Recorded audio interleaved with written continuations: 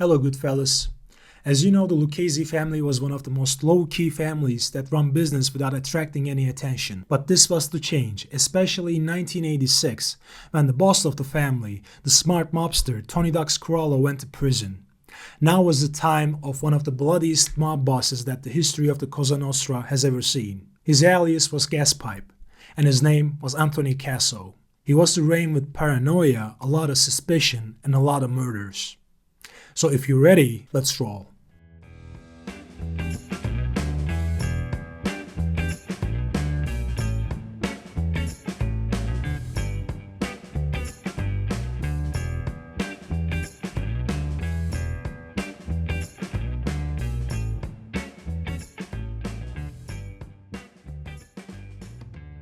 Anthony Casso was born to Italian-American parents on 21st of May, 1942.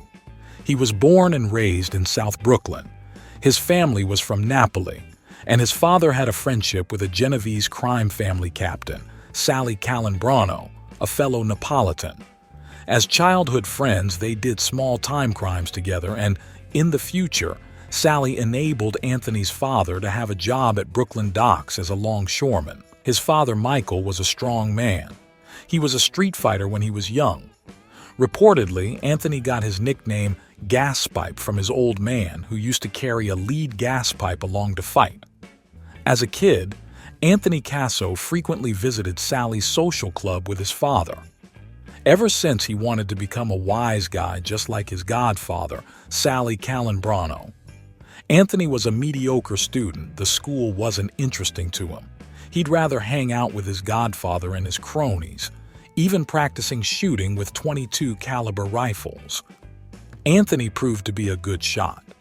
He was growing up in a neighborhood where figures like Albert Anastasia were walking around. Many mob-related murders took place in these streets. South Brooklyn was then dominated by the Genovese and Colombo families. Allegedly, when he was 12, he actually witnessed a mob killing on the street. As a young boy, he went to hunting trips in upstate New York with his father. As a good marksman, he was hired by pigeon keepers to hunt down hawks in rooftops. Anthony and his friends formed a street gang called the South Brooklyn Boys and got involved in turf wars with other youngsters often. The Irish youngster gang called the Mix were their primary rival. Allegedly, Casso became a fierce street fighter like his father, although he was a short guy. His fearlessness was what made him a tough fighter. During one of these fights, Casso got arrested for the first time. At 17, Casso got a no-show job at Brooklyn docks, thanks to his godfather, Sally. He ran pitch and toss games at festivals and met the love of his life, Lillian, in the winter of 1960. As a young man, Anthony was tough and fierce, and he knew how to carry himself.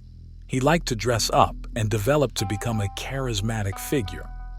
Anthony's transition into Gaspipe took a new turn. Now he was armed at all times as he collected bookmaking money. He also put money on the street as an up-and-coming loan shark. He also had interests in 2 after-hours clubs in South Brooklyn. As a young mobster, he got the attention of Christopher Furnari, aka Christy Thick, a Lucchese family-made man who soon became a captain. Furnari became Gaspipe's mentor.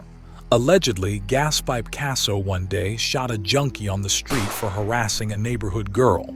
The junkie, who was somehow connected to the mob, didn't die, and through his godfather, the Genovese family helped out Casso to go on a lam and resolve the issue with a sit-down.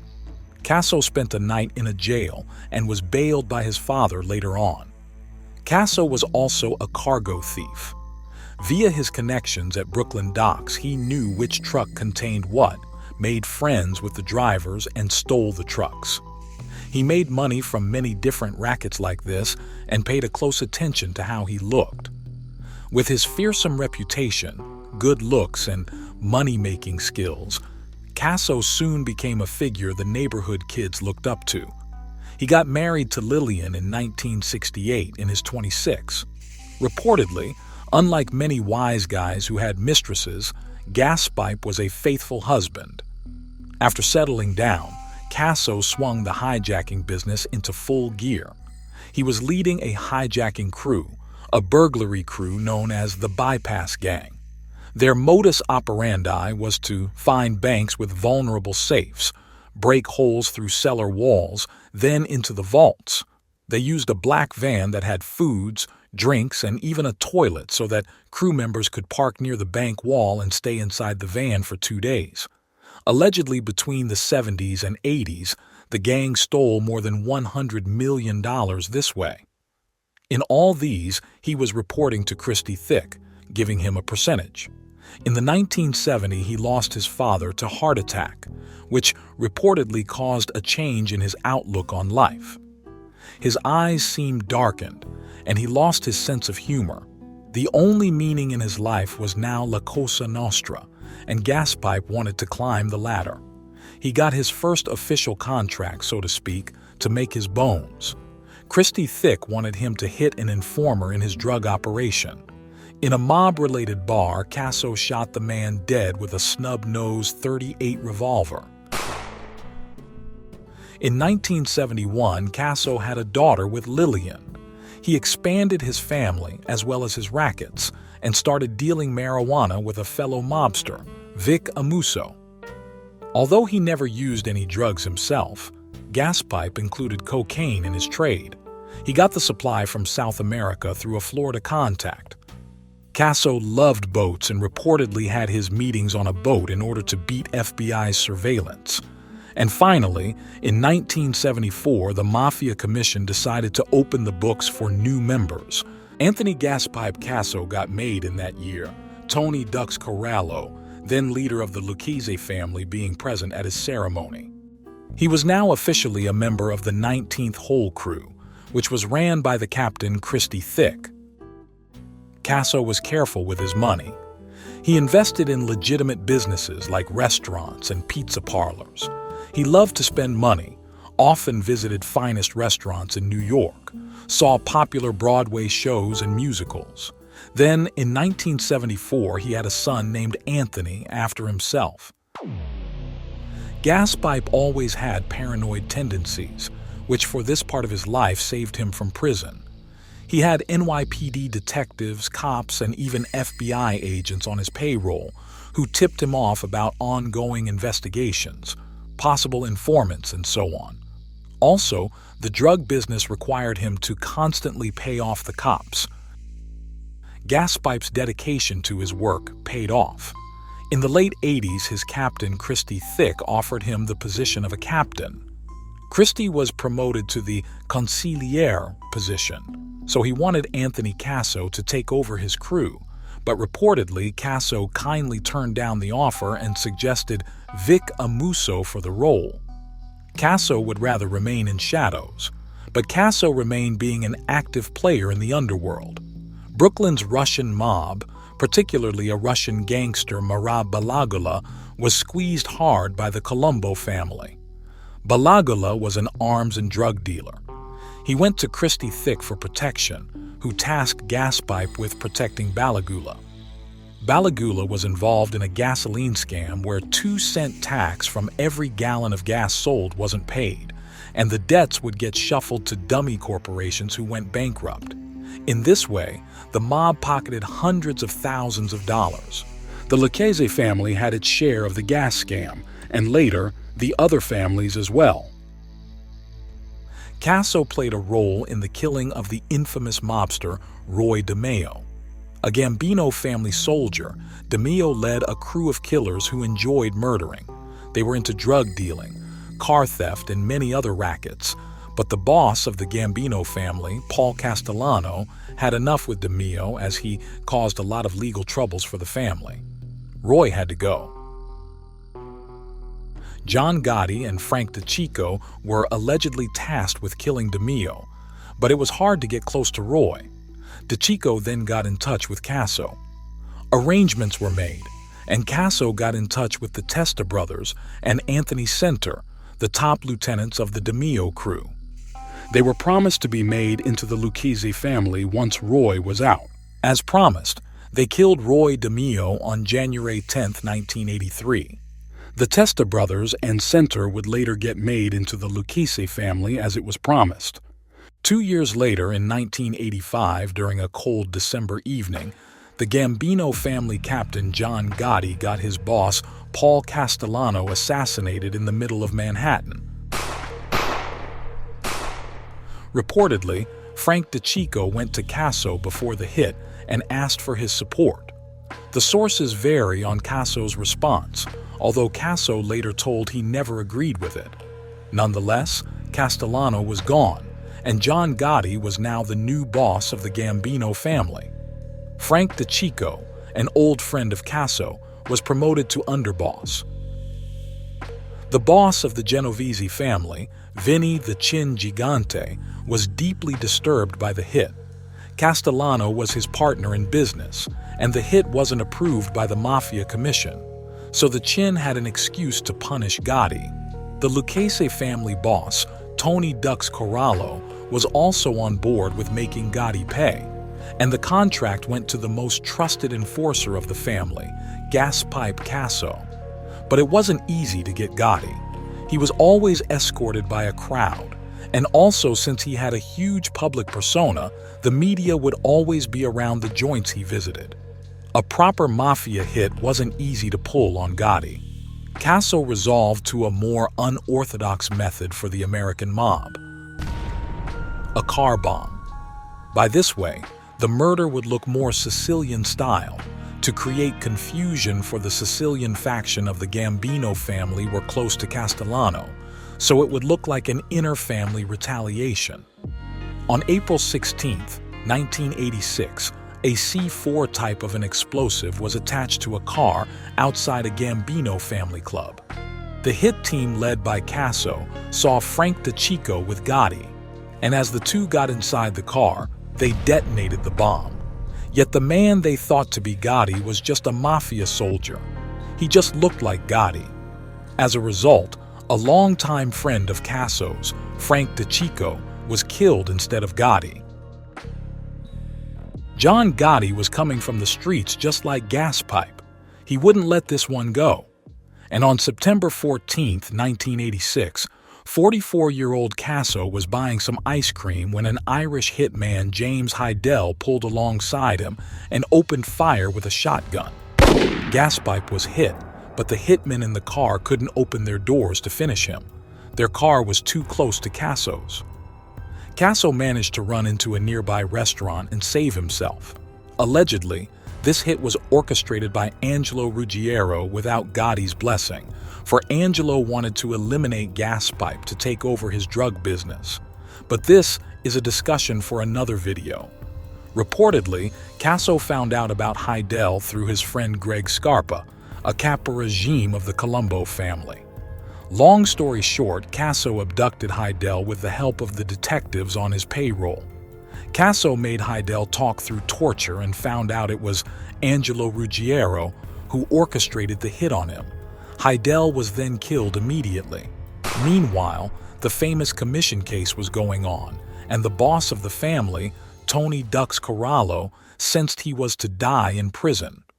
He wanted the family to be in good hands, hence he summoned Casso and Vic Amuso to Christy Thick's house, where he allegedly offered Casso the leadership position of the family. Casso turned the offer down again, and again he suggested Amuso to become the new boss, and Casso was to serve as his second-in-command. The first thing the duo did was to whack another captain in the family, Anthony Buddy Luongo. Luongo was from the Bronx faction of the family, and reportedly he was considered for the boss position.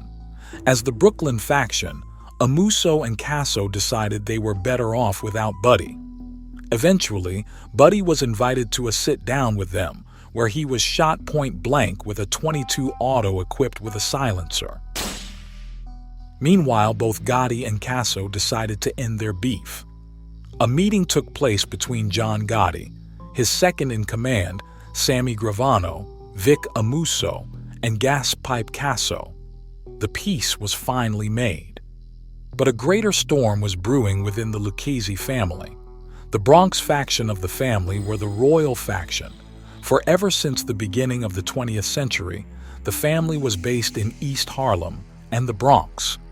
The Brooklyn wing were looked down upon, and now they were in charge. The first man to fall was Michael Papadio, who controlled Tony Ducks Corallo's garment district rackets. He was replaced with a Casso loyalist, and as a result got resentful. Papadio started to publicly slander Amuso and Casso, and eventually got beaten severely and shot to death. Next in line was Michael Salerno, a powerful Bronx captain and a big loan shark. Either because Casso wanted to move in on his business or he badmouthed the leadership, Salerno was found dead blocks away his home, with bullet holes in his head and his throat slit. Reportedly, the duo took over Salerno's $7 million worth shylocking book. More from the Bronx faction fell victim to Amuso Casso leadership. Their terror fell upon the two hard-working sanitation executives. Donald Barstow and Robert Kubeka were about to testify against Tony Ducks Corallo, for the mob has been harassing their businesses for years. A capo in the family, Sal Avellino, then went to Amuso and Casso, and eventually the hit was placed. Barstow and Kubeka were shot to death in their office in 1989. Meanwhile, the Windows case was going on, targeting the mafia families who rigged bids for more than $100 million worth window contracts, awarded by the New York City Housing Authority. Casso and Amuso were about to be indicted and arrested in relation to the case, which would most likely end up with life in prison for them. The duo decided to go on a lam and run the family through little Al Darko, who lacked the street smarts they had. Nevertheless, Casso and Amuso went to Scranton, Pennsylvania in the early 1991. The FBI was searching for them back in New York. Casso and Amuso were fighting the legal war with the help of their top-notch criminal attorneys while running their family via the incompetent Darko. Gaspipe then ordered the detectives on his payroll to whack Eddie Lino, a Gambino Caporegime who was considered as extremely tough and dangerous. The motives for this murder vary, but eventually, Casso's detectives, Stephen Caracappa and Louis Ippolito, pulled Lino over and shot him 9 times. A Lucchese capo who was close to Casso, Fat Pete Chiodo, was among the defendants of the window case. Knowing he was going to prison for good, Chiodo decided to plead guilty, a move that was against La Cosa Nostra protocol, for pleading guilty meant admitting to the existence of La Cosa Nostra, a violation of Omerta, the code of silence. Casso immediately put a hit on Chiodo, who also failed some contracts he was tasked with. A hit squad was then sent on Fat Pete, who was on his way to go on the lam. Fat Pete was looking at the engine of his car at a service station when the hit squad attacked him. He was hit 12 times, but interestingly enough, the excessive fat on his body protected him from receiving a fatal wound from the bullets. He was to become a star witness against Casso and Amuso as a government witness. Knowing Fat Pete was alive, Casso lost it. Then he took a radical step, an extreme measure by the standards of the American mafia, and placed a hit on his elderly parents in case if Fat Pete was to testify. Although Sicilian mafia killed family members, for its American counterpart, the family members were definitely off the limits. Yet, Fat Pete did not give in, and his entire family, meaning his wife and children, was now placed in the witness protection program. Casso and Amuso decided Little Al failed them. He couldn't handle the situation with Chiodo among many things, and in his stead they installed a 4-man ruling panel to run the day-to-day operations of the Lucchese family. Ever since, Little Al was living in a paranoia, waiting to be killed by Gaspipe's hitmen any minute. Gaspipe lost his cool. He wasn't the collected and calculating wise guy anymore, and his decisions got more and more unreasonable. The final straw was the famous whack jersey order. This was as a result of a dispute between Casso and Anthony Accaturo, the leader of the Jersey faction of the Lucchese family, an old-school mafioso who refused to pay 50% of the profits made by the Jersey crew to Casso and Amuso. Those who were loyal to Asciutto were ordered to be killed. Reportedly, Casso also wanted his wife to be killed, which was enough to make Asciutto another government witness. Meanwhile, allegedly, Gaspipe pulled a trick on his old pal Amuso, as Amuso got arrested on July 19, 1991 at a shopping mall in Scranton. He was locked away with no bail. Anthony Casso was now officially the boss of the family. Little Al Darko was attending a meeting with the three other captains that constituted the ruling panel on September 19, 1991, when he realized a soldier in the family was also attending uninvitedly. Knowing that this man, Mike DeSantis, was a hitman, Darko took off. Over a night, he made his mind up, and in the next morning, he was at the FBI office. Meanwhile, Gaspipe was threatening all the government witnesses by going over the limit again. He put a hit on Fat Pete's sister, Patricia, who luckily survived from the attempt. Also in 1993, Vic Amuso received a life sentence for RICO charges. Amuso didn't flip and kept his mouth shut. FBI finally managed to locate Casso by tapping the phone of his Lieutenant Frank Lastarino. Casso was arrested on January 19, 1993 in New Jersey with his mistress. The FBI found a rifle, $340,000 cash, and the FBI reports regarding Amuso's case. They also seized the paperwork about the inner workings of the Lucchese family. In February 1993, Chiodo's uncle was found dead in a trunk of a car. Gaspipe was still trying to shut up the witnesses. But it was too late. Vic Amuso stripped him off all his Cosa Nostra ranks, declaring him a person non grata for the family. Casso then reached out to the FBI and became a witness himself. He gave up all the dirty cops and detectives who were on his payroll. He confessed to 12 murders and pleaded guilty to 70 crimes. But due to his false statements, his bribing prison guards and assaulting other inmates, Casso was removed from the Witness Protection Program in 1998. Later, he was sent to ADX Florence, a supermax prison in Colorado. He suffered from prostate cancer along with other diseases and died of COVID-19 complications on December 15, 2020, at the age of 78.